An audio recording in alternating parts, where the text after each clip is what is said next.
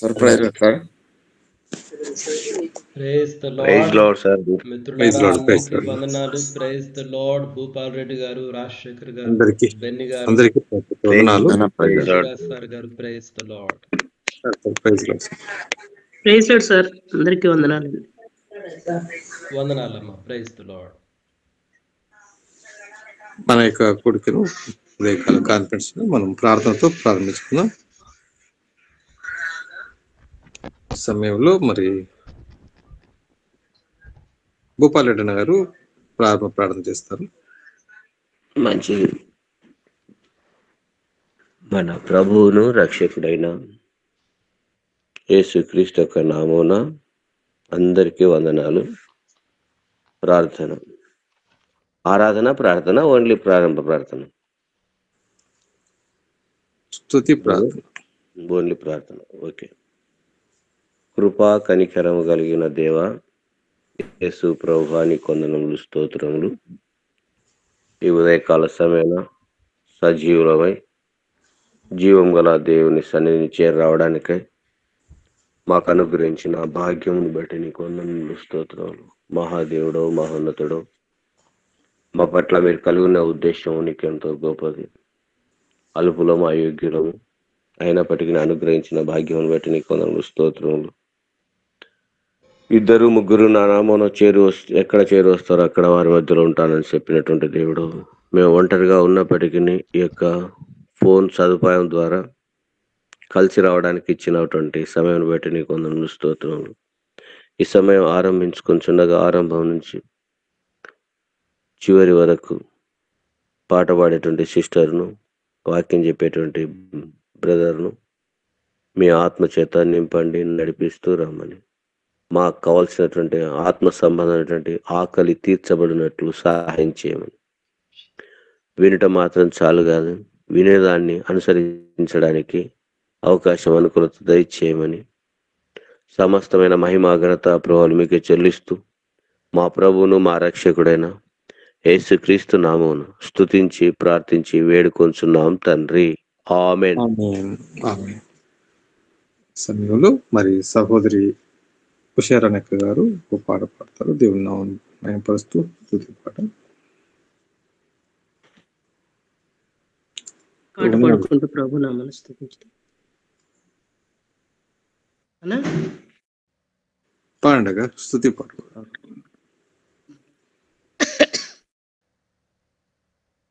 దివ్య తేజోమయుడవు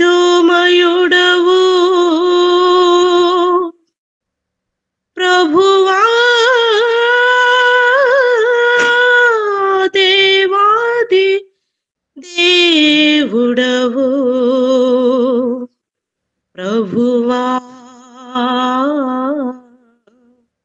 నీకే స్తోత్రార్పణ. దివ్య తేజోమయుడవు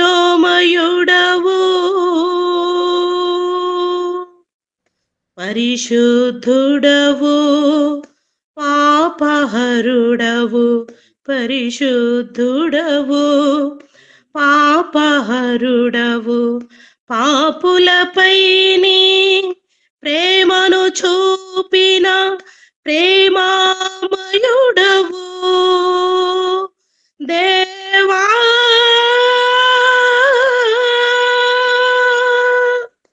పరిశుద్ధుడవు, పాపహరుడవు, పరిశుద్ధుడవు, పాపహరుడవు, పాపులపై నీ ప్రేమను చూపిన ప్రేమామయుడవు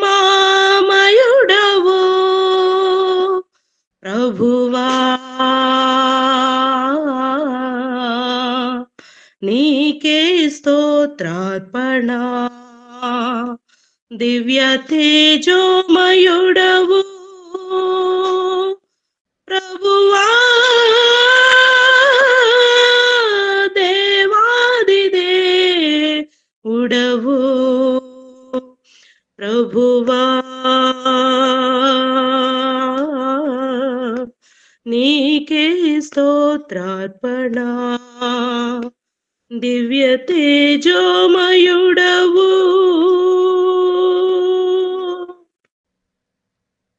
కృపగలవాడవు కలుషహరుడవు, కృపగలవాడవు కలుషహరుడవు, కఠినులపైని కరుణను చూపిన కరుణామయుడవు దేవా.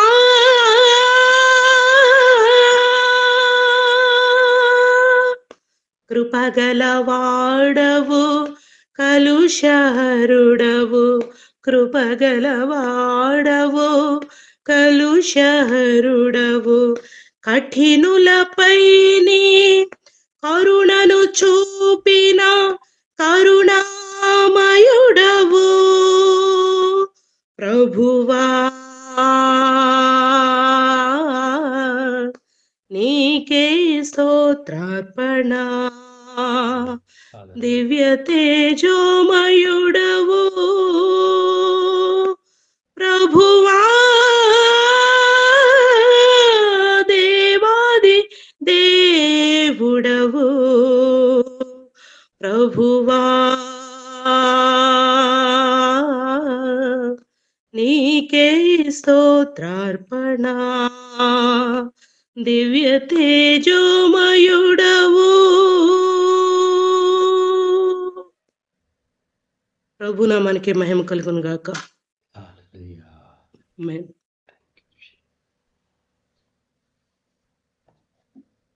Praise Lord sir. Praise God. దేవుని స్తోత్రములు. మరి సమయంలో మనము పేతురు రాసినటువంటి 2వ పత్రికను చదువుతున్నాం. 2వ పత్రిక 2వ అధ్యాయం సమయంలో మరి రాంపోక్ శేఖరణ గారు చదువుతారు. సార్ పేతురు రాసిన 2వ పత్రిక కదా సార్? 2వ పత్రిక 2వ అధ్యాయం. మరియు అబద్ధ ప్రవక్తలు ప్రజలలో ఉంటరి, అటువలనే మీలోను అబద్ధ బోధకులందరూ.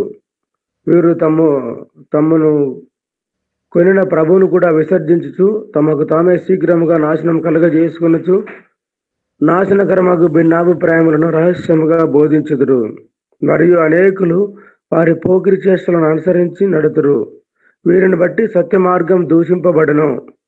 వారు అధిక లోబులై కల్పనా వాక్యములు చెప్పుచు మీ వలన లాభం సంపాదించుకొందురు. వారికి పూర్వము నుండి విధింపబడిన తీర్పు ఆలస్యం చేయదు. వారి నాశనము కునికి నిద్రపోదు. దేవదూతలు పాపం చేసినప్పుడు దేవుడు వారిని విడిచిపెట్టక పాతాళమందలి కట్టిక చీకటి గల బిలములో త్రోసి తీర్పుకు కావలిలో ఉంచబడుటకు వారిని అప్పగించెను. మరియు ఆయన పూర్వకాలమందున్న లోకమును విడిచిపెట్టక భక్తిహీనుల సమూహం మీదికి జలప్రళయమును రప్పించినప్పుడు నీతిని ప్రకటించిన నోవాహును మరి 7 కాపాడెను. మరియు ఆయన సొదొమ గొమొరలను పట్టణములను భస్మం చేసి ముందుకు భక్తిహీనులకు వారికి వాటిని దృష్టాంతముగా ఉంచుటకై వాటికి నాశనము విధించి దుర్మార్గుల కామ వికారయుక్తమైన నడవడి చేత బహు బాధపడిన నీతిమంతులకు లోతును తప్పించెను. ఆ నీతిమంతుడు వారి మధ్యను కాపురముండి తాను చూసిన వాటిని బట్టి వినిన వాటిని బట్టి వారి అక్రమమైన క్రియల విషయంలో దినదినము నీతిగల తన మనసును నొప్పించుకుని వచ్చెను. భక్తులను శోధనలో నుండి తప్పించుటకు దుర్నీతి పరులను ముఖ్యముగా మలినమైన దురాశ కలిగి శరీరానుసారముగా నడుచుకొనుచు ప్రభుత్వమును నిరాకరించుచు శిక్షలో ఉంచబడిన వారిని తీర్పు దినం వరకు కావలిలో ఉంచుటకు ప్రభు సమర్థుడు. వీరు తెగువ గల వారును స్వేచ్ఛాపరులనై మహాత్ములను దూషింప వెరవకయున్నారు. దేవదూతలు వారి కంటే మరి అధికమైన బలమును శక్తియు గలవారైనను ప్రభు ఎదుట వారిని దూషించి వారి మీద నేరము మోపవెరదురు. వారైతే పట్టబడి చంపబడ్డకే స్వభావ సిద్ధముగా పుట్టిన వివేక శూన్యములకు మృగముల వలె ఉండి తమకు తెలియని విషయములను గూర్చి దూషించుచు తమ దుష్ప్రవర్తనకు ప్రతిఫలముగా హాని అనుభవించుచు తాము చేయు నాశనముతోను తామే నాశనం పొందుదురు. ఒకనాటి సుఖానుభవము సంతోషమని ఎంచుకొందురు. వారు కలంకములను నిందాస్పదములనై తమ ప్రేమ విందులలో మీతో కూడా అన్నపానములు పుచ్చుకొనుచు తమ భోగముల యందు సుఖించుదురు. వ్యభిచారిని చూచి ఆశించుచు పాపము మానలేని కన్నులు గలవారును అస్థిరులైన వారి మనసులను మరల్పుకొనుచు లోభత్వమందు సాధకం చేయబడిన హృదయము గల వారును శాపగ్రస్తులై ఉండి తిన్నని మార్గమును విడిచి బేయోరు కుమారుడైన బిలాము పోయిన మార్గమును బట్టి త్రోవ తప్పిపోయిరి. ఆ బిలాము దుర్నీతి వలన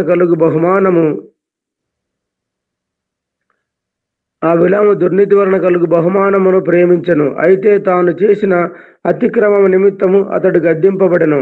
ఎట్లనగా నోరు లేని గార్ధబము మానవ స్వరముతో మాట్లాడి ప్రభు యొక్క వెర్రితనమును అడ్డగించెను. వీరు నీళ్లు లేని బావులను పెనుగాలికి కొట్టుకొని పోవు మేఘమునుడై ఉన్నారు. వీరి కొరకు గాఢాంధకారము భద్రం చేయబడి ఉన్నది. వీరు వ్యర్థమైన డంబపు మాటలు పలుకుచు తామే శరీర సంబంధమైన దురాశలు కలవారై తప్పు మార్గమందు నడుచుకుని వారిలో నుండి అప్పుడే తప్పించుకున్న వారిని పోకిరి చేష్టల చేత మరలు కొల్పుచున్నారు. తామే భ్రష్టత్వమునకు దాసులై ఉండి అట్టి వారికి స్వాతంత్రము ఇత్తుమని చెప్పుదురు. ఒకడు దేని వలన జయింపబడినో దానికి దాసుడగును కదా. వారు ప్రభువును రక్షకుడైన యేసు క్రీస్తు విషయమైన అనుభవ జ్ఞానం చేత ఈ లోక మాలిన్యమును తప్పించుకున్న తర్వాత మరలా వాటిలో చిక్కుబడి వాటి చేత జయింపబడిన ఎడల వారి కడవరి స్థితి మొదటి స్థితి కంటే మరీ చెడ్డదగును. వారు నీతి మార్గమును అనుభవపూర్వకముగా తెలుసుకొని తమకు అప్పగింపబడిన పరిశుద్ధమైన ఆజ్ఞ నుండి తొలగిపోవుట కంటే ఆ మార్గము అనుభవపూర్వకముగా తెలియక ఉండుటయే వారికి మేలు. కుక్క తన వాంతికి తిరిగినట్టును కడగబడిన పంది బురదలో దొర్లుటకు మళ్ళినట్టును అను నిజమైన సామెత చెప్పున వీరికి సంభవించను. ఆమె దేవుడు తన పరిశుద్ధ మాటలను దీవించునుగా. Praise God. దేవుని స్తోత్రములు. ఈ సమయంలో దైవజనులు మన మధ్యలో ఉన్నారు, వాక్యాన్ని అందిస్తారు. మరి వాక్య నిమిత్తమే క్లుప్త ప్రార్థన పిలుపు నగర్ చేస్తారు. ఆ తర్వాత మనం వాక్యంలోకి వెళ్దాం. ప్రార్థన చేసుకున్నాం.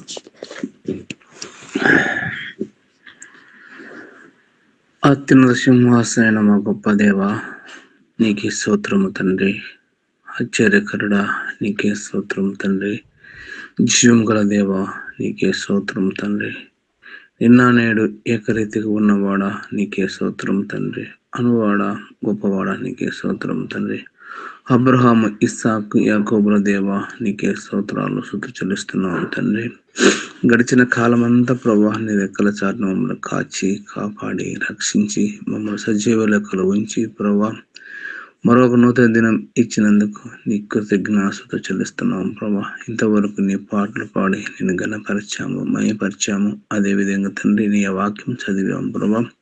నీవు ఇచ్చిన ఈ అవకాశాన్ని బట్టి నీ వందనాలు స్తోత్రము చెల్లిస్తున్నాం ప్రభా. అదేవిధంగా ప్రభా నీ దాసుని చిలువ చాటు మరుగుపరుచుకొని ప్రభా ఈ ఉదయ కాలంలో తండ్రి భూమిలో ప్రభా మమ్మల్ని అందరినీ ఒక చిన్న మందగా చేర్చి ప్రభా ఈ రీతిగా ప్రభా నిన్ను ఆరాధించడానికి, గణపరచడానికి, మయపరచుకు ఇచ్చిన అవకాశాన్ని బట్టి నీకు వందనాలు స్తోత్రము తండ్రి.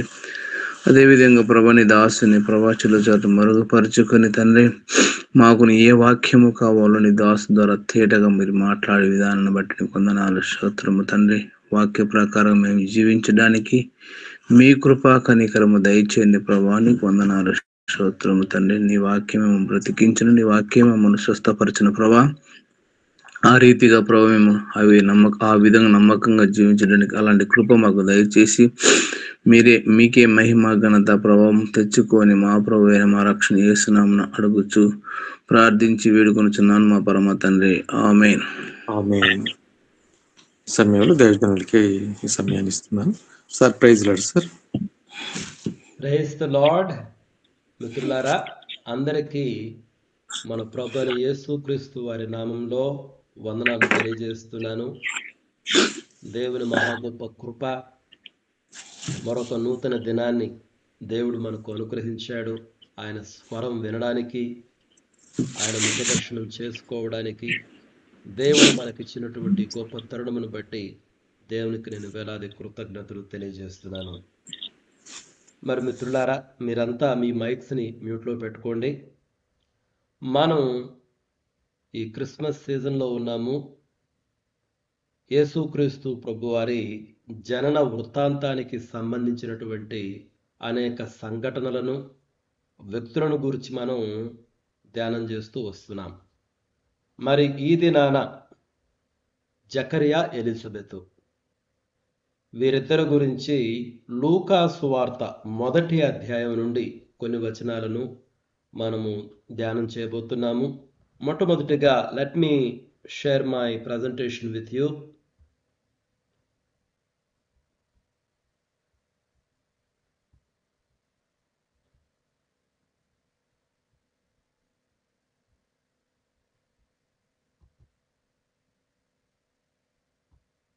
యా, నా ప్రజెంటేషన్ కనిపిస్తుంది కదా మిత్రులారా? సార్ కనిపిస్తుంది sir. Ya, praise the Lord. మరి ఎలిజబెతు, జకరియా వీరిరువురు గురించి మనం ధ్యానం చేద్దాము. మరి మొదటగా గమనిస్తే వీరిద్దరిని గురించి పరిచయం మనం చూద్దాము. మొట్టమొదటిగా మనం లూకా సువార్తను పరిశీలిస్తే, లూకా భక్తుడు తన సువార్తను యేసుక్రీస్తు ప్రభువారితో ప్రారంభించలేదు. కానీ ఎవరితో ప్రారంభించాడు? మీరు చూస్తే ఈ లూకా సువార్త 1వ అధ్యాయము ఈ జకరియా, ఎలిజబెతు అనేటువంటి ఈ దంపతులతో ప్రారంభించాడు. వీళ్ళిద్దరూ కూడా పిల్లలు లేనటువంటి వారు.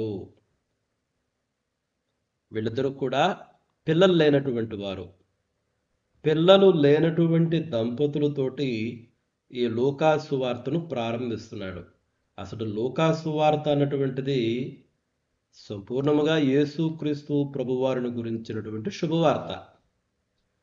మరి ఈ సువార్తను పిల్లలు లేని దంపతులతోటి ప్రారంభిస్తున్నాడు.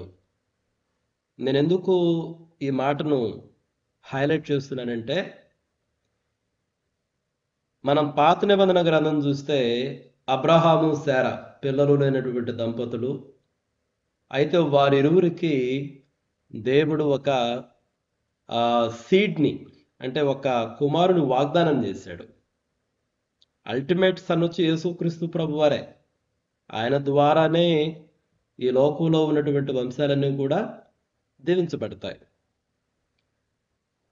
అదేవిధంగా పాత నిబంధన చూసినప్పుడు మనకు ఎల్కానా, హన్నా అనేటువంటి మరొక జంట కూడా కనిపిస్తుంది. వీళ్ళు కూడా పిల్లలు లేనటువంటి దంపతులు. కానీ తర్వాత దేవుడు దర్శించినప్పుడు సమూయేలు అనేటువంటి ఒక గొప్ప ప్రవక్తను దేవుడు వీరికి సంతానంగా అనుగ్రహించడం జరిగింది. కాబట్టి లూకా భక్తుడు ఈ సువార్తను రాసేటప్పుడు తప్పకుండా ఈ అబ్రహాము, శారా, ఎల్కానా, హన్నా ఆయన యొక్క ఉద్దేశంలో ఉండి ఉంటారు. కాబట్టి లూకా భక్తుడు తన సువార్తను ప్రారంభించిన విధానం చూస్తే పిల్లలు లేనటువంటి ఆ దంపతులతో ప్రారంభించాడు.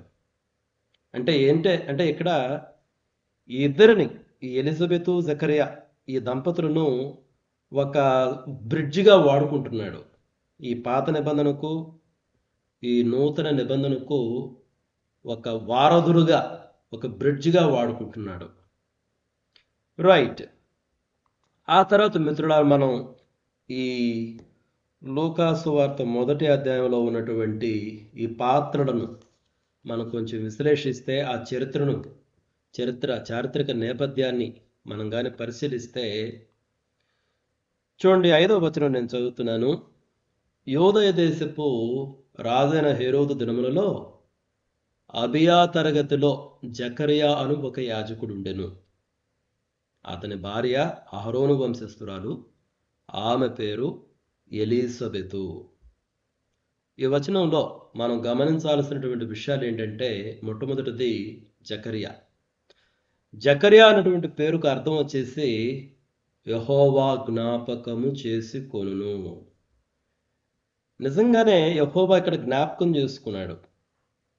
ఈ ఇద్దరు దంపతులను జ్ఞాపకం చేసుకున్నాడు. అయితే కేవలం ఈ ఇద్దరనే కాదు, ఇజ్రాయేలు ప్రజలను జ్ఞాపకం చేసుకున్నాడు. ఎందుకంటే ఇజ్రాయేలులో చాలామంది ఇజ్రాయేలు యొక్క ఆదరణ కొరకు కనిపెట్టుచున్నారు అని నేను ఇదివరకు సెషన్స్లో మీకు వివరించాను. ఇజ్రాయేలును జ్ఞాపకం చేసుకున్నాడు. కేవలం ఇజ్రాయేలునే కాదు, ఈ ప్రపంచంలో ఉన్నటువంటి ప్రతి మానవుని కూడా దేవుడు జ్ఞాపకం చేసుకున్నాడు. కాబట్టి జకర్యా అన్నటువంటి ఆ పేరుకు అర్థం యెహోవా జ్ఞాపకము చేసుకొనును. ఆ పేరుకున్నటువంటి ఆ అర్థము ఈ సందర్భానికి చాలా పర్ఫెక్ట్గా సూట్ అయ్యేటువంటి పేరు అనమాట. ఆ తర్వాత ఎలిజబెత్ గురించి ఆలోచన చేస్తే ఈ పేరుకు అర్థము దేవుడే నా ప్రమాణము. ఈ వచనంలో అబియా తరగతి యొక్క ప్రాముఖ్యతను కూడా మనం గమనించాలి. ఎందుకంటే ఈ వచనంలో ఏమనుంది? అబియా తరగతిలో జకర్యా అను ఒక యాజకుడు ఉండెను. ఈ తరగతుల గురించి మీరు కానీ అర్థం చేసుకోవాలంటే మిత్రులారా, మీరు దినవృత్తాంతాలు మొదటి గ్రంథం 24వ అధ్యాయం చదవండి. అక్కడ దావీదు మహారాజు తన కాలంలో ఈ యాజకులందరినీ 24 తరగతులుగా విభజించాడు. ఆ 24 తరగతులలో 8వ తరగతి వచ్చేసి అబియా తరగతి. ఆ 8వ తరగతి అంటే అబియా తరగతి, ఆ క్లాస్కి చెందినటువంటి వాడు ఈ జకర్యా అన్నమాట. కాబట్టి మన యొక్క ధ్యానానికి ఈ పాత్రల యొక్క విశ్లేషణ, చారిత్రక నేపథ్యం చూస్తే ఇక్కడ జకర్యా అనేటువంటి ఒక యాజకుడు ఉన్నాడు. అతను అబియా తరగతికి చెందినటువంటి వాడు. అతని భార్య ఎలిజబెత్. ఇక్కడ మరొక విషయం ఏంటంటే ఈ జకర్యా కానీ ఎలిజబెత్ కానీ ఇద్దరు కూడా అహరోను వంశమునకు చెందిన వారే. ఇద్దరు కూడా అహరోను వంశానికి చెందినటువంటి వారే. రైట్. కాబట్టి లూకా భక్తుడు ఈ డీటెయిల్స్ మనకు ఎందుకు ఇచ్చాడు? ఈయన అబియా తరగతికి చెందిన వాడని, లేకపోతే ఎలిజబెత్ అమ్మ అహరోను వంశస్థురాలని ఎందుకు ఆ డీటెయిల్స్ని అంత స్పష్టంగా మెన్షన్ చేశాడు? ఎందుకంటే ఆయన ఏదో కథ రాయడం లేదు, చారిత్రకంగా విత్ స్పెసిఫిక్ డీటెయిల్స్తో ఈ మానవ చరిత్రలో ఉనికిలో ఉన్నటువంటి మనుషుల గురించి ఆయన రాశాడు. అంతేగాని ఏదో కట్టుకథ కాదు. కాబట్టి ఒక చారిత్రక క్రమంలో వచ్చినటువంటి వాళ్ళు. అదే విధంగా ఇక్కడ మతపరమైనటువంటి క్రమం కూడా ఉంది. మతపరమైన క్రమం ఉంది కాబట్టే జకర్యా అబియా తరగతికి చెందినవాడు అన్నటువంటి ఆ దేవాలయానికి సంబంధించినటువంటి తరగతుల గురించి కూడా ఈయన మెన్షన్ చేశాడు. కాబట్టి వీళ్ళిద్దరు వ్యక్తులు చరిత్రలో ఉన్నటువంటి వారు, ఒక మతపరమైనటువంటి క్రమంలో ఉన్నవారు. ఇదేదో కట్టుకథ కాదు, నేనేదో కట్టుకథను రాయడం లేదు. ఆ స్పెసిఫిక్ డీటెయిల్స్ యొక్క ఇంపార్టెన్స్ని మనము గమనించాలి మిత్రులారా. ఆ తర్వాత చూసినప్పుడు వీరి యొక్క ఆధ్యాత్మిక స్థితిని, సామాజిక వాస్తవాన్ని మనం కొంత తెలుసుకోవాలి. చూడండి 6-7 వచనాల్లో ఏమనుందంటే, వీరిద్దరూ దేవుని దృష్టికి నీతిమంతులై ఉండేరి. అయితే ఎలిజబెతు గొడ్రాలైనందున వారికి పిల్లలు లేకపోయిరి, మరియు వారిద్దరూ బహుకాలము గడిచిన వృద్ధులై ఉండేరి. కాబట్టి ఇక్కడ మనం గమనించాల్సినటువంటి పదాలు ఏంటంటే, వీళ్ళిద్దరూ దేవుని దృష్టికి నీతిమంతులై ఉన్నారంట. మీరు కానీ ఈ మొదటి అధ్యాయంలో 6వ వచనం చూస్తే అర్థమవుతుంది అసలు నీతిమంతులు అంటే ఏంటో. వీరిద్దరూ ప్రభు యొక్క సకలమైన ఆజ్ఞల చొప్పునను న్యాయ విధుల చొప్పునను నిరపరాధులుగాను నడుచుకొనొచ్చు దేవుని దృష్టికి నీతిమంతులై ఉండేరి. అంటే దేవుని ఆజ్ఞలు, ధర్మశాస్త్రాన్ని చక్కగా పాటించేటటువంటి వాడు. వీళ్ళిద్దరూ నీతిమంతులు, అంటే దేవుని దృష్టిలో నీతిమంతులు. అయితే అక్కడ అయితే అనే పదం ఉంది, గమనించారా? అయితే అని. మిత్రులారా, వీరికి పిల్లలు లేరు.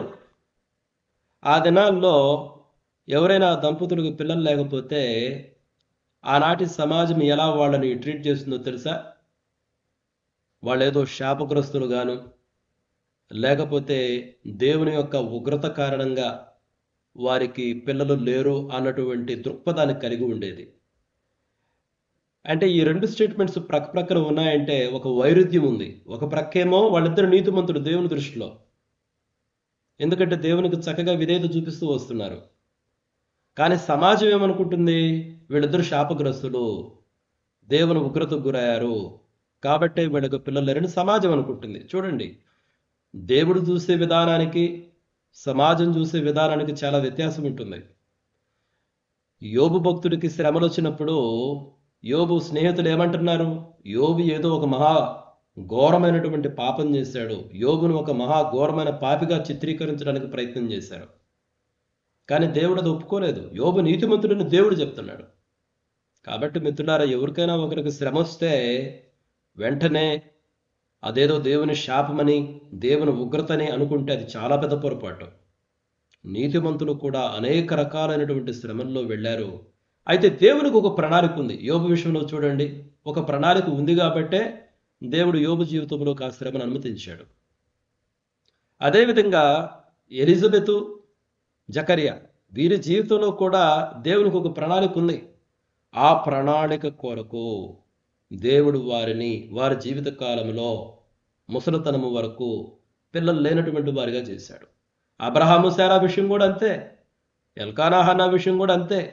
కాబట్టి మిత్రులారా, ఒకరికి శ్రమ వచ్చినప్పుడు వెంటనే వీడేదో ఘోరమైన పాపి, ఇది దేవుని శాపము, లేకపోతే ఇది దురాత్మల దాడి, ఇట్లా మనం మాట్లాడకూడదు. అది చాలా తప్పు. అందుకనే మిత్రులారా, మనం వాక్యంతో మన హృదయాన్ని నింపుకోవాలి.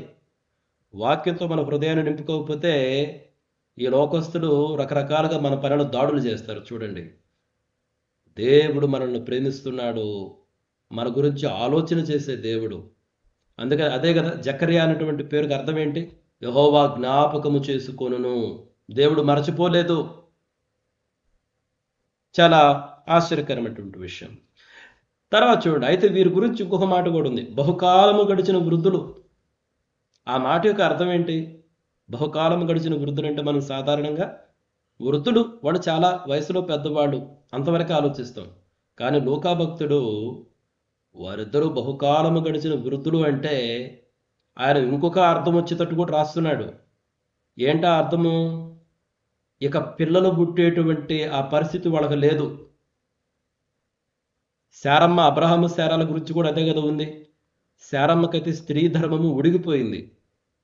ఎగ్జాక్ట్గా అదే టెర్మినాలజీలో ఇక్కడ వీళ్ళిద్దరూ బహుకాలము గడిచిన వృద్ధులు అంటే మానవరీత్యా, మానవ పద్ధతి ప్రకారము, క్రమం ప్రకారము పిల్లలు కనేటటువంటి ఆ పరిస్థితి కానీ, దానికి సంబంధించిన శరీర రీతి కానీ వాళ్ళకు లేదు. ఆ రకమైనటువంటి వృద్ధులు అనమాట, చాలా ముసలి వాళ్ళు వీళ్ళిద్దరూ. కాబట్టి మానవరీత్యా ఇక వాళ్ళకి పిల్లలు పుట్టరు అన్నటువంటి సత్యాన్ని కూడా ఇందులో తెలియజేస్తున్నాడు. ఆ తర్వాత మిత్రులారా, మనము లూకా సువార్త 1వ అధ్యాయము 8 నుంచి 23 వచనాలు చూస్తే అక్కడ ఈ జకర్యాకు దేవుని యొక్క దూత గబ్రియేలు దర్శనం గురించి అక్కడ ఉంటుంది. చూడండి, మనము ఈ 13వ వచనం చూస్తే లూకా సువార్త 1వ అధ్యాయంలో నేను చెప్పినటువంటి ఈ సెక్షన్లో, ఈ భాగంలో ఇప్పుడు జకర్యాకు ధూపం వేయడానికి అవకాశం వచ్చింది. ఇక్కడ ఒక విషయం చెప్పాలి. చూడండి మిత్రులారా, నేను చెప్పాను కదా మొత్తము 24 తరగతులు ఉన్నాయని చెప్పా. ఒక్కొక్క తరగతిలో 100 మంది ఉంటారు. చూడండి, యాజకులు 100 మంది ఉంటారు. ఒక్కొక్కసారి 1000 దాటిపోయి 2000 కూడా వస్తారేమో. 100లు 1000 ఉన్నారు యాజకులు. వాళ్ళందరినీ 24 తరగతులుగా విభజించారు. సంవత్సరానికి ఎన్ని నెలలు? 12 నెలలు. కానీ ఉన్నటువంటిది ఎన్ని తరగతులు? 24 తరగతులు. అంటే ఒక నెలకి 2 వస్తారు, 2 తరగతులు. అట్లా వేసుకుంటే అంటే ప్రతి 15 రోజులకి ఒక తరగతికి అవకాశం. అర్థమైందా? సంవత్సరంలో ఉంది 12 నెలలే, కానీ ఉన్నటువంటిది 24 తరగతులు. ఒక్కొక్క నెలకి ఒక్కొక్క తరగతికి అవకాశం ఇస్తే 2 సంవత్సరాలకి ఒక తరగతికి అవకాశం వస్తుంది. లేదా ప్రతి 15 రోజులకి ఒక తరగతికి అవకాశం ఇస్తే 24 తరగతులు ఒక సంవత్సర కాలంలో వాళ్ళకు ఒక్కసారే ఒక తరగతికి అవకాశం వస్తుంది. అంటే ఒక వ్యక్తికి దేవుని సన్నిధిలో ధూపం వేయాలి అంటే జీవితంలో ఒక్కసారి వచ్చే అవకాశం ఇది. చూడండి, మీరు లెక్కలు కొంచెం కరెక్ట్గా చూడండి. ఎందుకంటే వేల మంది ఉన్నారు, వేల మంది యాజకులు ఉన్నారు. ఇంకొకటి ఏంటంటే ఇక్కడ వేసేటువంటి ఈ ధూపం ఏ రకమైనటువంటి ధూపం అంటే, ఇది సంవత్సరానికి ఒకసారి ప్రధాన యాజకుడు వేసే ధూపం కాదు. అది సంవత్సరానికి ఒక్కసారి ప్రధాన యాజకుడు అతి పరిశుద్ధ స్థలములోనికి వెళ్ళి ధూపం వేస్తాడు. కానీ అది కాకుండా ప్రతి దినము ఉదయము సాయంత్రము ధూపం వేసే పద్ధతి కూడా ఉంది. కాబట్టి అది పరిశుద్ధ స్థలంలో జరిగిద్ది, అతి పరిశుద్ధ స్థలంలో కాదు. కాబట్టి ఇప్పుడు జకరియా వేస్తున్నటువంటి ఈ ధూపము పరిశుద్ధ స్థలములో వేస్తున్నటువంటి ధూపం అన్నమాట. ప్రతిరోజు ఉదయం సాయంత్రం వేయాలి. అయితే ఒక యాజకునికి అవకాశం ఎన్నిసార్లు వస్తుందంటే లైఫ్లో ఒకసారి వస్తుందేమో. ఎందుకంటే కొన్ని వందల మంది ఉన్నారు మిత్రులారా, వేల మంది ఉన్నారు యాజకులు. కాబట్టి జకర్యాకి ఒక రోజు అవకాశం వచ్చింది. ఆ రోజున జకర్యా దేవునికి ధూపం వేస్తూ ఉన్నాడు. ధూపం వేసే సమయంలో ఆ 13వ వచనం ఏమనుందంటే, దేవుడు తన దూత ద్వారా గబ్రియేలుతో మాట్లాడాడు. చూడండి 13వ వచనంలో ఏమనుందో, జకర్యా భయపడకుము, నీ ప్రార్థన వినబడినది. జకర్యా భయపడకు, నీ ప్రార్థన వినబడినది. ఇక్కడ నీ ప్రార్థన వినబడినది అంటే జకర్యా ఏం ప్రార్థన చేశాడబ్బా? సాధారణంగా ధూపం వేయడానికి పోయినటువంటి వాళ్ళు ఏ రకమైన ప్రార్థన చేయాలి? ప్రజల తరపున ప్రార్థించాలి. అది ప్రజల తరపున ప్రార్థించాలి. ఇజ్రాయెలు ప్రజల తరపున ప్రార్థించాలి. లేకపోతే మెస్సియా రాకను గురించి వాళ్ళు ప్రార్థన చేయాలి. ఎందుకంటే ఆ దినాలలో అందరూ మెస్సియా యొక్క రాకడ కొరకు ఎదురు చూస్తున్నారు కాబట్టి. అయితే ఇక్కడ దేవదూత ఏం చెప్పాడంటే, ఈ గబ్రియేలు దేవదూత, జకర్యా భయపడకు, నీ ప్రార్థన వినబడినది అని చెప్పి, ఆ తర్వాత దేవుడు నీకు ఒక కుమారుని అనుగ్రహించబోతున్నాడు అని ఆయనకు పుట్టబోయే కుమారుని గురించి మాట్లాడతాడు. అంటే జకర్యా ఏమైనా తన కుమారుని గురించి ప్రార్థిస్తున్నాడా ఆ సమయంలో? అయ్యుండకపోవచ్చు. ఎందుకంటే అప్పటికే వాళ్ళిద్దరూ బహుకాలం గడిచినటువంటి వృద్ధులు కదా, ఇక పిల్లలు పుట్టేటువంటి పరిస్థితి లేదు. కాబట్టి ఇక పిల్లలు అడగడము అన్నటువంటిది మానుకొని ఉండుంటారు జకర్యా ఎలిజబెత్, ఎందుకంటే వయసు దాటిపోయింది కదా. అయితే వాళ్ళు యవ్వన కాలంలో ఉన్నప్పుడు, మంచి వయసులో ఉన్నప్పుడు ప్రార్థన చేసి ఉంటారు, దేవా మాకు కుమారుని అనుగ్రహించు అని. అయితే ఆ ప్రార్థనలు కూడా దేవుని దగ్గర ఉన్నాయి. దేవుడు ఆ ప్రార్థనలు కూడా విన్నాడు. కాబట్టి మిత్రులారా, ఇక్కడ దేవుడు జకర్యా యొక్క వ్యక్తిగతమైనటువంటి ప్రార్థనలు, అంటే ఒకప్పుడు చేసినటువంటి ప్రార్థనలు కుమారుని కొరకు, అవి విన్నాడు. అట్ ద సేమ్ టైం ఇప్పుడు ఇజ్రాయేలు ప్రజల కొరకు వాళ్ళు చేస్తున్నటువంటి ప్రార్థనలు కూడా దేవుడు విన్నాడు. అన్ని ప్రార్థనలు కలిపి ఒకేసారి సమాధానం ఇస్తున్నాడు దేవుడు. కాబట్టి జకర్యా భయపడకు, నీ ప్రార్థన వినబడింది అని చెప్పి ఈ గబ్రియేలు దేవదూత ఆ కుమారుని గురించినటువంటి వివరాలు ఇచ్చాడు. పుట్టబోయేటువంటి కుమారుని గురించి అనేక విషయాలు చెప్పాడు. ఆ కుమారుడికి యోహాను అని పేరు పెట్టాలి. యోహాను అంటే కృప కలిగినటువంటి వాడు, యెహోవా కృపగలవాడు. ఆ తర్వాత ఆ పిల్లవాడు యొక్క ప్రత్యేకమైన పిలుపు ఏంటంటే, అతడు ప్రభు దృష్టికి గొప్పవాడే జీవిస్తాడు. ఆ పిల్లవానికి దేవుడు ఇచ్చినటువంటి పిలుపు అది. ప్రభు దృష్టికి గొప్పవాడై ఉంటాడు. నేను ఒకసారి వివరించాను ప్రభు దృష్టికి ఎలా గొప్పవారై ఉంటారబ్బా. ఆ తర్వాత చదివితే మనకు అర్థమవుతుంది. ఆ పిల్లవాడు జీవనశైలి ఎటువంటిది? నాజీరు చేయబడినటువంటి వ్యక్తి వలె బ్రతకాలి. అంటే అతడు ద్రాక్షారసం తాగకూడదు, మద్యం తాగకూడదు. అది నాజీరు చేయబడినటువంటి వాళ్ళు జీవించవలసిన విధానం. మనం సంసోను గురించి చదువుతాము, సమూయేలు గురించి కూడా అదే విధంగా చదువుతాము. ఒక సంసోను ఎలా బ్రతికాడో నాజీరు చేయబడినటువంటి వ్యక్తి వలె, ఒక సమూయేలు ఎలా బ్రతికాడో ఆ విధంగా ఈ పిల్లవాడు కూడా నాజీరు చేయబడినటువంటి వాడే బ్రతకాలన్నమాట. ఆ పిల్లవాడి లక్ష్యం ఏంటి? ప్రభు కొరకు సిద్ధపడిన ప్రజను తయారు చేయడము. ఇదొక ప్రవచనం మలాకీలో 4వ అధ్యాయం 6వ వచనంలో ఉంటుంది. ఎందుకంటే దేవుడు వచ్చి ఆ ఇజ్రాయేలు దేశాన్ని శపించకుండా ఉండే విధంగా అతడు ప్రజలను, వాళ్ళ హృదయాలను దేవుని వైపుకు తిప్పాలి. వెనుకబడినటువంటి వారిని నీతిమంతుల జ్ఞానం వైపునకు తిప్పాలి. తండ్రుల హృదయాలను పిల్లల వైపుకు తిప్పాలి. అది ఆ పిల్లవాడికి దేవుడు ఇచ్చినటువంటి లక్ష్యం. ఆ అబ్బాయి యొక్క మిషన్ అనండి, లేదా విజన్ అనండి. ఆ విధంగా ఒక మనిషి దేవుని దృష్టికి గొప్పవాడై ఉంటాడు మిత్రులారా. కాబట్టి ఈ విషయాలను గబ్రియేలు దేవదూత జకర్యాకి చెప్పడం జరిగింది. అయితే ఆ తర్వాత మీరు గమనిస్తే సందేహము మరియు మౌనం.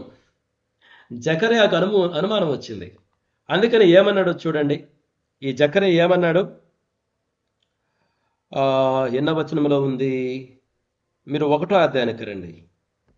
1వ అధ్యాయానికి వస్తే 18వ వచనం.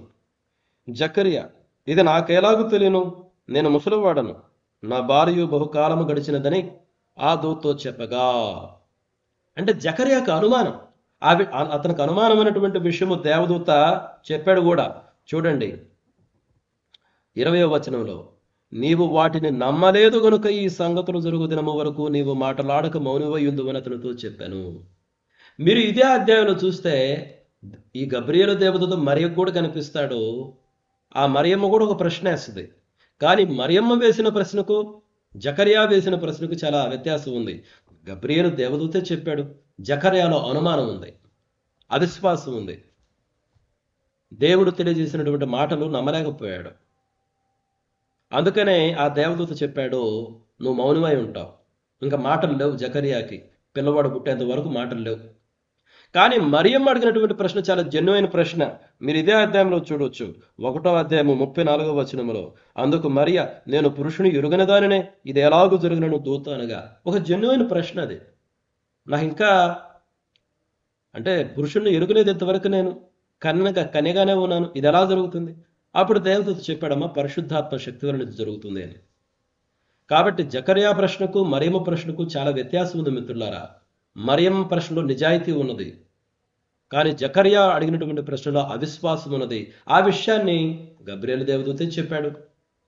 కాబట్టి గబ్రియేలు దేవదూత ఒక తీర్పునిచ్చాడు. అది 20వ వచనంలో మనం చూడొచ్చు. ఇక జకర్యా మౌని అయి ఉన్నాడు. అయితే 20వ వచనం చూస్తే ఏమని ఉంటుందంటే, నీవు మాటలాడక మౌనివై ఉందువని అతనితో చెప్పాను.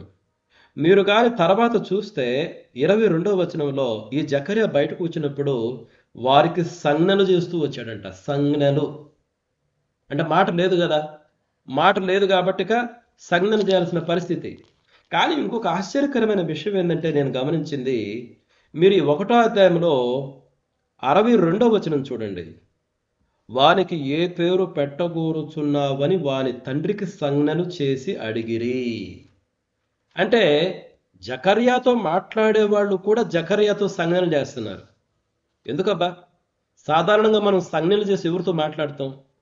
మగవాళ్ళతో సంజ్ఞలు చేసే మాట్లాడం. వాళ్ళకి వినికిడి శక్తి ఉంటే సంజ్ఞలు ఏం చెయ్యం.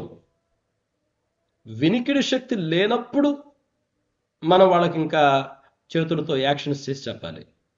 అంటే నాకు వచ్చిన అనుమానం ఏంటంటే, బహుశా జకర్యాకు కేవలం మాటే పడిపోలేదు, అతనికి చెవుడు కూడా వచ్చిందేమో. అందుకనే ప్రజలు సంజ్ఞలు చేస్తున్నారు. ఒకవేళ వినపడుతూ ఉంటే సంజ్ఞలు చేయాల్సిన అవసరం లేదు కదా. ఒకసారి మీరు ఆలోచన చేయండి. కాబట్టి మొత్తానికి గబ్రియేలు దేవదూత అయితే ఇతని పైకి ఒక తీర్పుని ఇచ్చాడు అన్నటువంటి విషయం మనం గమనించాలి. ఆ తర్వాత గబ్రియేలు దేవదూత ఈ విషయం చెప్పిన తర్వాత ఎలిజబెత్ అమ్మ, ఆవిడ గురించి మనం కొన్ని వచనాలు ధ్యానం చేయాలి. నేను అక్కడ రెఫరెన్సెస్ ఇచ్చాను చూడండి. 1వ అధ్యాయం 24-25, ఆ తర్వాత 39-45 ఈ వచనాలు చూడండి. ఎలిజబెత్ అమ్మ పాత్ర గురించి మనం కొన్ని ఆలోచన చేయాలి. ఏకాంతం మరియు స్తుతి అంటే ఏంటి? ఈవిడ గర్భవతి అయిన తర్వాత ఒక 5 నెలల పాటు ఎవరి కంటికి కనపడలేదండి. నేను ఒకసారి ఒక హిస్టారికల్ బుక్లో చదివాను. వీళ్ళకి వేరే ప్లేస్లో గృహం ఉందంట, యూదయ ప్రాంతంలోనే. ఆ గృహానికి వెళ్ళిపోయారు. ఒక 5 నెలల పాటు ఎలిజబెత్ అమ్మ ఎవ్వరు దృష్టికి కనపడలేదండి. ఎవరికి కనపడలేదు, కానీ ఆవిడ దేవుని స్తుతిస్తూ ఉంది. అందుకని ఒక వచనం చదువుతాను చూడండి, 25వ వచనం. మనుష్యులో నాకున్న అవమానమును తీసివేయుటకు నన్ను కటాక్షించిన దినములలో ప్రభువు ఎలాగున చేసిననుకొని ఇక దేవుని స్తుతిస్తూ ఉంది. మీరు తర్వాత చదవండి మిత్రులారా. కాబట్టి మొట్టమొదటి ఏంటంటే, ఎలిజబెత్ అమ్మ ఎవరి కంటికి కనపడలా. ఒక 5 నెలల పాటు కనపడలేదండి. ఆవిడ ఒంటరిగా వేరే స్థలంలో ఉన్నారు. అయితే దేవుని స్తుతిస్తూ ఉన్నది, దేవునికి కృతజ్ఞతలు చెప్పుచూ ఉన్నది. ఆ తర్వాత చూస్తే ఈవిడ ఒక ప్రవచించిన ఆతిథ్యకర్త, ఏ ప్రాఫెటిక్ హాస్టెస్. ఆతిథ్యకర్త అంటే ఆతిథ్యం ఇచ్చేటువంటి స్త్రీ. ఎవరికి ఆతిథ్యం ఇచ్చింది? ఆ తర్వాత గబ్రియేలు దేవదూత మరియమ్మతో కనపడిన తర్వాత మరియమ్మ ఎలిజబెత్ దగ్గరికి వెళ్తుంది. ఎందుకంటే దేవదూత చెప్తాడు మరియమ్మకు, ఆవిడ కూడా గర్భవతి అని ఆ గబ్రియేలు దేవదూతే మరియకు చెప్పడం జరిగింది. బహుశా ఆ కారణాన్ని బట్టి మరియ బయలుదేరి ఎలిజబెత్ అమ్మ దగ్గరికి వెళ్ళింది. బహుశా నేను అనుకుంటున్నాను, ఎలిజబెత్ అయితే నన్ను అర్థం చేసుకోగలదు, పురుషుని ఎరుగకుండా నేను గర్భవతిని అవుతున్నాను కదా, ఎలిజబెత్ అమ్మ అయితే నన్ను అర్థం చేసుకోగలదు అనుకుందేమో. ఎలిజబెత్ దగ్గరికి వెళ్ళి 3 నెలల పాటు ఉంది మిత్రులారా, మీరు చదవండి. 3 నెలల పాటు మరియమ్మ ఎలిజబెత్ దగ్గర ఉన్నట్టు మనం గమనిస్తాం ఈ 1వ అధ్యాయం చదివితే. కాబట్టి ఎలిజబెత్ అప్పటికే 5 నెలల గర్భవతి. అప్పుడు మరియను ఎప్పుడైతే, అంటే యేసుక్రీస్తు ప్రభువారి తల్లిన మరియను, ఆవిడప్పుడే ప్రెగ్నెంట్ అవుతుంది. ఎప్పుడైతే చూసిందో ఆహ్వానించి, మీరు 41వ వచనం చూడండి. ఎలిజబెత్ మరి యొక్క వందనము వినగానే ఆమె గర్భములో శిశువు గంతులు వేసెను. అంతటా ఎలిజబెత్ పరిశుద్ధాత్మతో నిండుకున్నదే బిగ్గరగా ఇట్లనెను. చూడండి, దేవుని ఆత్మ ఎలిజబెత్ అమ్మ పైకి రాగా ఎలిజబెత్ అమ్మ ప్రవచించడం ప్రారంభించింది. ఏంటి? స్త్రీలలో నీవు ఆశీర్వదింపబడినదా, నువ్వు నీ గర్భఫలమును ఆశీర్వదింపబడును. చూడండి, ఎలా తెలిసింది ఎలిజబెత్ అమ్మకి విషయాలు? ఇవి ప్రవచనాలు. కారణం దేవుని ఆత్మతో ఆవిడ కూడుకుని ఉంది మిత్రులారా. కాబట్టి ఈ యొక్క ఆతిథ్యం ఇస్తున్నటువంటి ఎలిజబెత్ అమ్మ ఒక ప్రవక్తి అన్నటువంటి విషయాన్ని మనం గమనించాలి. అదే 41 నుంచి 43 వచనాలు మీరు తర్వాత చదవండి మిత్రులారా, నేను ఆల్రెడీ చదివాను అది. ఆ తర్వాత ఇక్కడ మీరు ఒక మాట గమనించారా? ఎలిజబెత్ అమ్మ ఒక మాట ఉంది, నా ప్రభువు తల్లి. ఆ పైన ఉన్నటువంటి ఆ వచనంలో చూడండి, 2వ భాగము, నా ప్రభువు తల్లి నా యొద్దకు వచ్చుట నాకు ఎలాగూ ప్రాప్తించెను. నా ప్రభువు తల్లి. మీరు వాస్తవంగా గమనించండి, ఎలిజబెత్ జకరియా ఎవరు? జకరియా యాజకుడు. ఆ యాజకుని యొక్క భార్య ఎలిజబెత్. వీళ్ళిద్దరూ అహరోను వంశస్థులు. అంటే ఇజ్రాయెల్ దేశంలో ఒక మంచి స్టేటస్ ఉన్నటువంటి వాళ్ళు. ఇజ్రాయెల్ దేశంలో మంచి స్టేటస్ ఉన్నటువంటి వీళ్ళు, ఈవిడ ఈ ఎలిజబెత్ అమ్మ మరియమ్మను చూసి ఏమంది? నా ప్రభువు తల్లి. మరియమ్మ ఒక సామాన్యురాలు, చాలా బీద కుటుంబం, కానీ నా ప్రభువు తల్లి.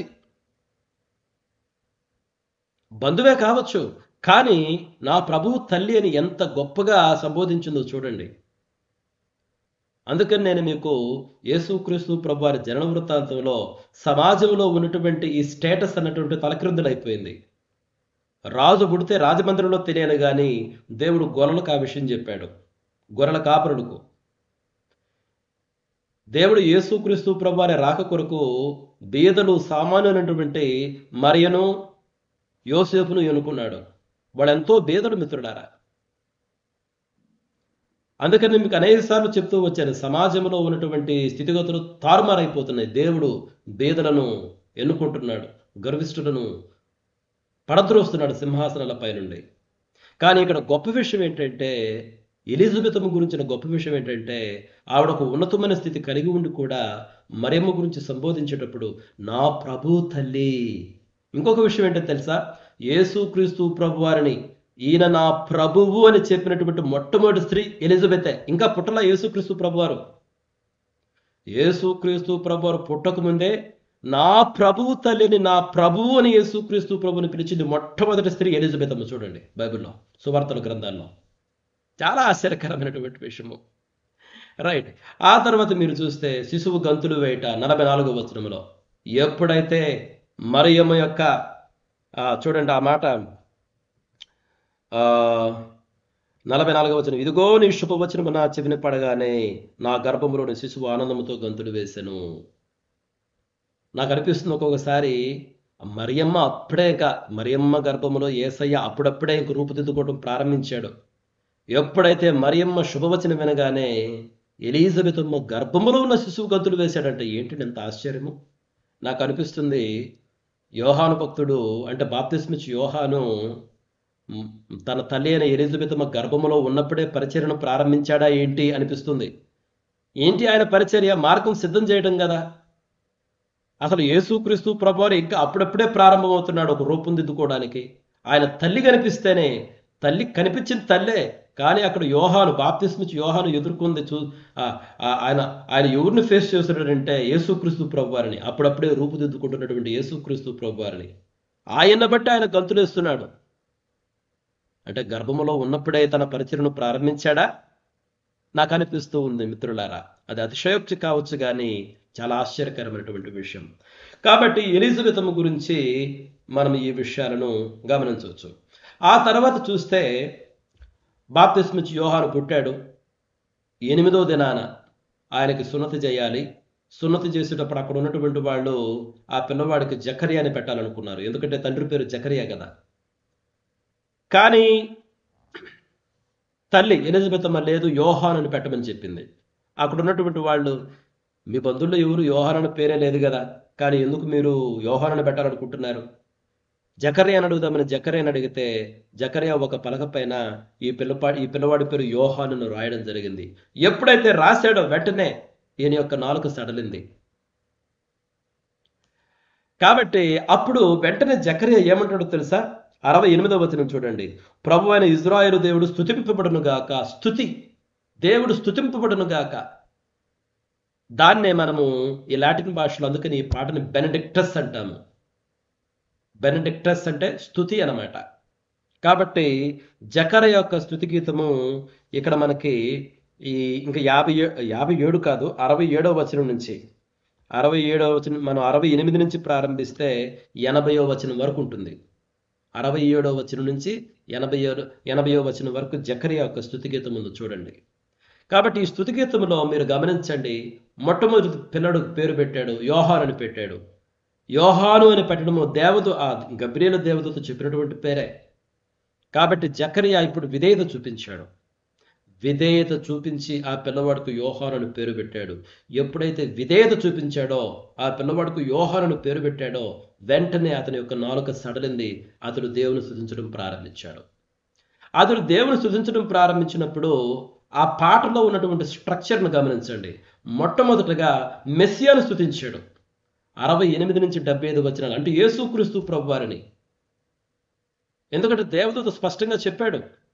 కాబట్టి ఎప్పుడైతే దేవుడు అతను నోరు తెరిచాడో మొట్టమొదటిగా మెస్సియాను, రానైనటువంటి మెస్సియాను స్తుతించాడు. అందుకని మీరు గమనించండి, ఈ 68 నుంచి 75 వచనాలు కలిపి ఉన్నాయి తెలుగు బైబిల్లో. నేను పైన ఆ రెండో లైన్ చదువుతున్నాను. తన సేవకుడైన దావీదు వంశమందు మన కొరకు రక్షణ శృంగమును, అనగా మన శత్రువుల నుండి మనలను ద్వేషించు వారందరి చేతి నుండి తప్పించి రక్షణ కలుగు చేశాను. రక్షణ శృంగం. ఎవరి రక్షణ శృంగం? మెస్సియా. ఆనాటి దినాలలో ఇజ్రాయేలు ప్రజలందరూ మెస్సియా రాకడ కొరకు ఎదురు చూస్తూ ఉన్నారు కదా. ఇజ్రాయేల్ ప్రజలు వారి ఆదరణ కొరకు కనిపెడుతూ ఉన్నారు కదా. ఆదరణ కొరకు కనిపెట్టడం అంటే మెస్సియా కొరకు ఎదురు చూస్తున్నారు. నేను మీకు వివరించాను. కాబట్టి మొట్టమొదటిగా మెస్సియాను స్తుతిస్తున్నాడు. ఆ తర్వాత మీరు చూస్తే తనకు పుట్టబోయేటువంటి కుమారుడు గురించి మాట్లాడతాడు. 76వ వచనం నుంచి చూడండి. 76వ వచనంలో, మరియు ఓ శిశువా నీవు సర్వోన్నతుని ప్రవక్తవనబడుదువు. నీవు సర్వోన్నతుని ప్రవక్తవనబడుదువు ఓ శిశువా. కాబట్టి ఆ ఆర్డర్ చూడండి. మొట్టమొదటిగా మెస్సియాను స్తుతించాడు. తర్వాత తనకు పుట్టినటువంటి కుమారుడు గురించి చెప్పుచున్నాడు కొన్ని విచనాలు. తన కుమారుని స్తుతించడంలో మెస్సియాను స్తుతించాడు. తనకు పుట్టినటువంటి కుమారుని గురించి ప్రవచనాలు చెప్తున్నాడు, ఈ పిల్లవాడు ఏంటి అని. కాబట్టి జకర్యా యొక్క స్తుతి గీతంలో మనం గమనించాల్సినటువంటి విషయాలు ఇవి మిత్రులారా. ఆ తర్వాత చూడండి, ముఖ్యమైనటువంటి థియోలాజికల్ థీమ్స్ అంటే దైవశాస్త్రపరమైనటువంటి మనం ఏం చూడవచ్చు ఇక్కడ ఈ యొక్క సంఘటనలో. మొట్టమొదటిదేమో జీవశాస్త్రం మరియు చరిత్రపై దేవునికి సర్వాధికారం ఉన్నది. జీవశాస్త్రం అంటే నేను ఎందుకుంటున్నాను, ఎలిజబెత్ జకర్యా వీళ్ళిద్దరూ బహు కాలం గడిచినటువంటి వృద్ధులే, సంతానం లేనివారే. మానవ రీత్యా సంతానం కలగడం అసాధ్యం, కానీ దేవునికైతే సమస్తము సాధ్యం మిత్రులారా. మనుషుడికి అసాధ్యమే, కానీ దేవునికి సమస్తము సాధ్యము. ఇదే విషయం అబ్రహాము శారాల విషయంలో కూడా మనం చూసాము, ఎల్కానా హన్నా విషయంలో కూడా మనం చూసాము. కాబట్టి దేవునికి మానవ చరిత్ర అంతటిపై, మీ చరిత్ర ఏమైనా కావచ్చు. వీళ్ళ చరిత్ర ఏంటి? అబ్రహాము శారాల చరిత్ర ఏంటి? పిల్లలు లేరు. ఎలిజబెత్ జకర్యా చరిత్ర ఏంటి? పిల్లలు లేరు, బహుకాలం గడిచినటువంటి వృద్ధులు. అక్కడేమో స్త్రీ ధర్మం ఉడికిపోయింది శారమ్మకు. మీ చరిత్ర అది కావచ్చు, కానీ దేవునికైతే నీ చరిత్రపై కూడా సంపూర్ణమైనటువంటి అధికారము ఉన్నది. కాబట్టి మానవ శక్తికి మించినటువంటి కార్యాలు మన దేవుడు చేయగలిగినటువంటి దేవుడు మిత్రుడారా. ఆ తర్వాత చూడండి, నిశ్శబ్దం మరియు స్తుతి. జకర్యా దేవుని నమ్మనప్పుడు అతనికి మాట పడిపోయింది. అయితే దేవునికి విధేయత చూయించి ఎప్పుడైతే యోహానును పేరు పెట్టాడో అతను నాలుక సడలి అతడు దేవుని స్తుతించడం ప్రారంభించాడు. కాబట్టి విధేయత అన్నటువంటిది స్తుతికి కారణమైంది. అవిశ్వాసం అన్నటువంటిది మౌనానికి కారణమవుతుంది. మిత్రులారా గమనించండి. తల క్రిందనటువంటి అంతస్తులు, నేను చెప్పాను కదా, ఎలిజబెత్ మరియమ్మని ఏ విధంగా సంబోధించింది? నా ప్రభు తల్లి. కాబట్టి యేసుక్రీస్తు ప్రభు వారి జనన వృత్తాంతంలో పదే పదే మనం చూస్తాము. అసలు మరియమ్మ తర్వాత ఒక పాట పాడింది ఎలిజబెత్ మనం కలుసుకున్న తర్వాత, మ్యాగ్నిఫికాట్ అంటారు. నేను మీకు వివరించాను. దాంట్లో చెప్తుంది కదా, దేవుడు గర్విష్ఠులను సింహాసనం నుండి పడద్రోస్తున్నాడు, దీనులను సింహాసనంపైకి ఎక్కిస్తున్నాడు, ధనవంతులను వట్టి చేతులతో పంపిస్తున్నాడు, కానీ ఆకలి కొన్నటువంటి వారికి సంతృప్తిగా ఆహారం పెడుతున్నాడు. దేవుని పరిపాలనలో విప్లవాత్మకమైనటువంటి మార్పులు ఉంటాయి మిత్రులారా. ఆ తర్వాత సిద్ధపాటు అనమాట. ఏంటి సిద్ధపాటు? చూడండి, జకర్యా మరియు ఎలిజబెత్ యోహాను యొక్క రాకకు సిద్ధపడ్డారు. అంటే వాళ్ళ కుమారుడు బాప్తిస్మ నుంచి యోహాను రాకకు ఎవరు సిద్ధపడ్డారు? జకర్యా, ఎలిజబెత్. కానీ యోహాను ఎవరి రాక కొరకు మార్గాన్ని సిద్ధం చేస్తున్నాడు? ఆ యోహాను యేసుక్రీస్తు రాకకు మార్గాన్ని సిద్ధం చేస్తున్నాడు. ఇక్కడంతా సిద్ధపాటే, ప్రిపరేషన్ ఫర్ ద మెస్సియా. జకర్యా, ఎలిజబెత్ ఏమో యోహాను కొరకు వాళ్ళు సిద్ధపడుతుంటే, యోహాను మాత్రము యేసయ్య రాక కొరకు సిద్ధపాటు చేస్తున్నాడు. కాబట్టి ఈ థీమ్ అంతా కూడా సిద్ధపాటు, సిద్ధపాటు, సిద్ధపాటు. మనం కూడా మిత్రులారా, మన పరిచర్య అంతా ఒక సిద్ధపాటు. దేని కొరకు సిద్ధపాటు అంటే, మెస్సియా వస్తాడు, యేసుక్రీస్తు ప్రభు వస్తాడు, ప్రజలను రక్షిస్తాడు, తన రాజ్యాన్ని స్థాపిస్తాడు. సిద్ధపాటు. కాబట్టి మిత్రులారా, నేను ముగిస్తున్నాను. ముగించే ముందు మన జీవితాలకు ఏ విధంగా దీన్ని అన్వయం చేసుకోవాలో చూడండి. మొట్టమొదటి నమ్మకత్వం. ఎలిజబెత్, జకర్యా వాళ్ళకి పిల్లలు లేకపోయినా కానీ వాళ్ళు నీతిమంతులుగా ఉన్నారు, దేవునికి పరిచర్య చేస్తున్నారు. నీ కష్టాలు వచ్చాయా, నష్టాలు వచ్చాయా, దేవుని దూషించొద్దు. నీ కష్టాలలో కూడా నష్టాలలో కూడా దేవునికి నమ్మకంగా సేవ చేయి. వాళ్ళు బహుకాలం గడిచినటువంటి వృద్ధులే, పిల్లలు లేనటువంటి వారే, కానీ అన్ని విధాలుగా దేవునికి దేవుని దృష్టిలో నీతిమంతులుగా జీవిస్తున్నటువంటి దంపతులు. మిత్రులారా, నమ్మకత్వం అనేటువంటి ఉండాలి. నమ్మకత్వం ఉంటే దేవుడు ఒక దినాన దర్శిస్తాడు. ఆ దినాన మనము ఏమేమి కోల్పోయామనుకున్నామో అవన్నీ తిరిగి వస్తాయి మిత్రులారా. తర్వాత దేవుడు మరువుడు. జకర్యా అన్నటువంటి పేరుకు అర్థము యెహోవా జ్ఞాపకము చేసుకును. వాస్తవంగా ఈ లూకా సువార్తలో ఈ మొదటి అధ్యాయానికి మనం కానీ ఒక టైటిల్ ఇవ్వాలి అనుకుంటే, జకర్యా అన్నటువంటి పేరు బాగా సూట్ అవుతుంది. చూడండి, అంటే యెహోవా జ్ఞాపకం చేసుకున్నాడు. యెహోవా జకర్యాను, ఎలిజబెత్తును జ్ఞాపకం చేసుకున్నాడు. యెహోవా ఇజ్రాయేలును జ్ఞాపకం చేసుకున్నాడు. యెహోవా లోకమంతటిని జ్ఞాపకం చేసుకున్నాడు. కాబట్టి యేసుక్రీస్తు ప్రభువును పంపించాడు. కాబట్టి దేవుడు మరువడు మిత్రులారా, దేవుడు మరువడు. ఆ తర్వాత అవిశ్వాసం తెచ్చే నష్టము, విధేయత తెచ్చే ఆనందం, విధేయత ఇచ్చే ఆనందం కూడా మనం గమనించాలి. జకర్యా అవిశ్వాసం చూపినప్పుడు మాట పడిపోయింది. విధేయత చూపి యోహాను అన్నటువంటి పేరు రాసినప్పుడు అతనికి నాలుక సడలి దేవుని స్తుతి గీతం బయటకు వచ్చింది, దేవుని స్తుతి. కాబట్టి విధేయత అన్నటువంటిది ఎప్పుడు స్తుతికి దారితీస్తుంది మిత్రులారా. అవిశ్వాసం అయితే కేవలం నష్టానికే. మనం ఆలోచించుకోవాలి, మన జీవితంలో ఏ విషయంలో మనము అవిశ్వాసంలో పడిపోతున్నాం? దేవుడిచ్చేటువంటి విడుదలను నమ్ముతున్నామా? దేవుడిచ్చే రక్షణ నమ్ముతున్నామా? లేకపోతే ఈ చిన్న చిన్న కష్టాలు చూసి ఎవరో చెప్పిన మాటలు విని భయంతో, భయభ్రాంతులతోటి, అనుమానంతో మన హృదయాలను నింపుకుంటున్నామా? విధేయత చూపిద్దాం. వెలుగు వచ్చింది, రక్షకుడు వచ్చాడు, దేవుని వెలుగు మనపైన ప్రసరించింది. సంతోషిద్దాం, ఆనందిద్దాం, దేవుని సేవ చేద్దాం. అది విధేయత. అది స్తుతికి దారితీస్తుంది, సంతోషానికి, సమాధానానికి, సంతృప్తికి దారితీస్తుంది. కాబట్టి మిత్రులారా, ఈ విషయాలు గ్రహించడానికి దేవుడు మనకు తగినటువంటి కృపను అనుగ్రహించాలని కోరుకుంటూ ముగిస్తున్నాను. May God bless each one of you. Thank you. Praise God. దేవుని స్తోత్రములు. ఈ సమయంలో ప్రార్థన విన్నపాలు తెలియపరచండి. ప్రార్థన.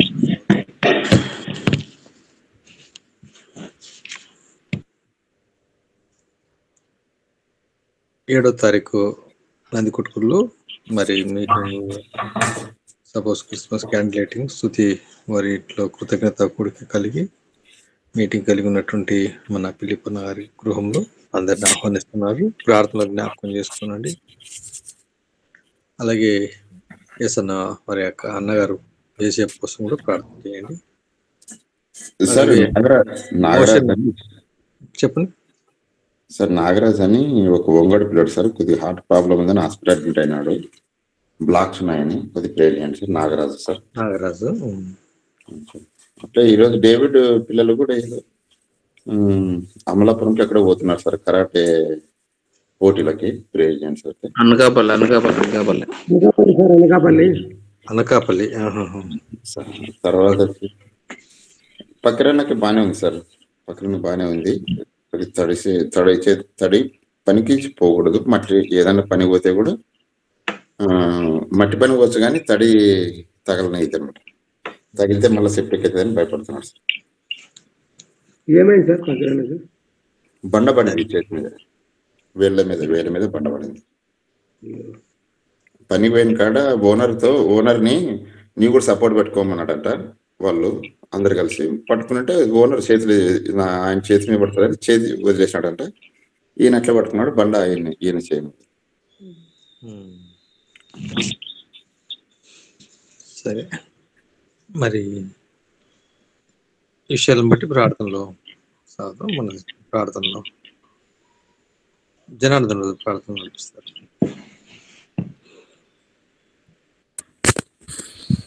ప్రార్థన చేసుకున్నాం సార్.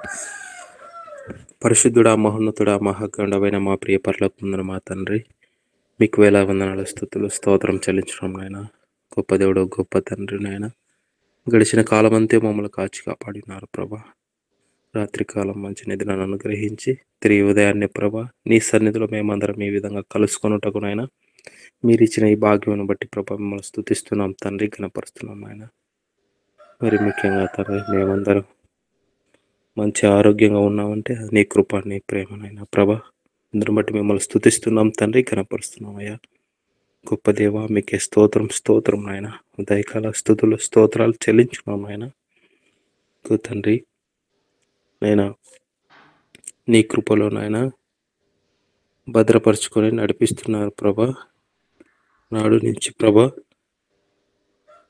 గర్భఫలం లేని వారిని కూడా ప్రభా నీ చిత్తానికి ఏర్పరచుకొని నాయన విశ్వాసంగా నీ యందు నిలిచి ఉన్నప్పుడు నాయన మీరు అనేక కార్యాలు చేసినారు ప్రభా. జకర్యా, ఎలిజబెతమ్మ గురించి తెలుసుకున్నాం ప్రభా నీ కృపను బట్టి నాయన. ఈ విధంగా తండ్రి ఎన్నో మాటలను తండ్రి ప్రతిదినం నీ యందు నేర్చుకుంటున్నాం ప్రభా. వీటన్నింటినీ తండ్రి మా హృదయాలలో నిలుపుకొని ప్రభా నీ యందు విశ్వాసం కలిగి నడువుటకు మాకు సహాయం దయచేయండి. ఎన్ని ఇబ్బందులు, ఎరుకులు, సమస్యలు వచ్చినప్పటికీ తండ్రి నీవే మా దేవుడు, మా తండ్రి నాయన. నీ సేవను మేము కొనసాగించటకు సిద్ధంగా ఉన్నాం ప్రభా. మీరే మాకు సహాయం దయచేయండి. సంపూర్ణంగా నీ సేవలో కొనసాగటకు సహాయం దయచేయండి. వాడుకోండి నాయన, మమ్మల్ని వాడుకోమని ప్రభా వేడుకొచ్చున్నాం తండ్రి. మీకే స్తోత్రం నాయన. ఇదిగో తండ్రి ప్రభా 7వ తారీఖున తండ్రి పిలిపన్న ఇంట్లో తండ్రి నందికొట్కూరులో మీటింగ్ విషయం జ్ఞాపకం చేసుకుని ఆయన మీరే సహాయం దయచేయమని వేడుకుంటున్నాం తండ్రి. అన్ని ఏర్పాట్లను దయచేయనైనా మీరు ముందుగా ఉండి నడిపించండి ఆయన. నీ బిడ్డలను ప్రభా నీవు ఏర్పరిచిన బిడ్డలందరినీ సమకూర్చి ఆ దినాన ప్రభా తండ్రి నీ మాటలు వినుటకునైనా మాకు అందరికీ నీ సహాయం దయచేయమని వేడుకుంటున్నాం తండ్రి. అలాగే ప్రభా 8, 9 తారీఖులలో ప్రభా ఆత్మకూరులోను ప్రభా తండ్రి మీటింగ్లోనూ మీరు సహాయం దయచేయండి ఆయన. మీరు కూడా అన్ని విషయాలలో తండ్రి మీరే ఆ మీటింగ్ అంతటికి సమకూర్చి మమ్మల్ని అందరు నడిపించమని ప్రభా నేను వేడుకుంటున్నాం తండ్రి. ఈ విధంగా నాయన డిసెంబర్ మాసం అంతే తండ్రి ఉన్న ప్రార్థన కోడికలన్నింటి జ్ఞాపకం చేసుకోండి. మీరు తోడుగా ఉండి నడిపించి కాపాడమని వేడుకుంటున్నాం తండ్రి. మీకు స్తోత్రం నాయన.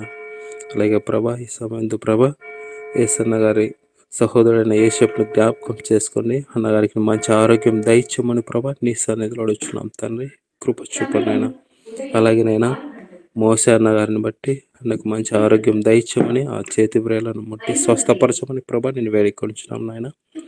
అలాగేనైనా మా సహోదరుడు సురేశను జ్ఞాపకం చేసుకున్నాయన కాళ్ళని తండ్రి ముట్టండి, స్వస్థపరచండి ఆయన. ఇది వరకు స్వస్థత ఇచ్చినారు ప్రభా, ఇంకా సంపూర్ణ స్వస్థత దయచేయండి.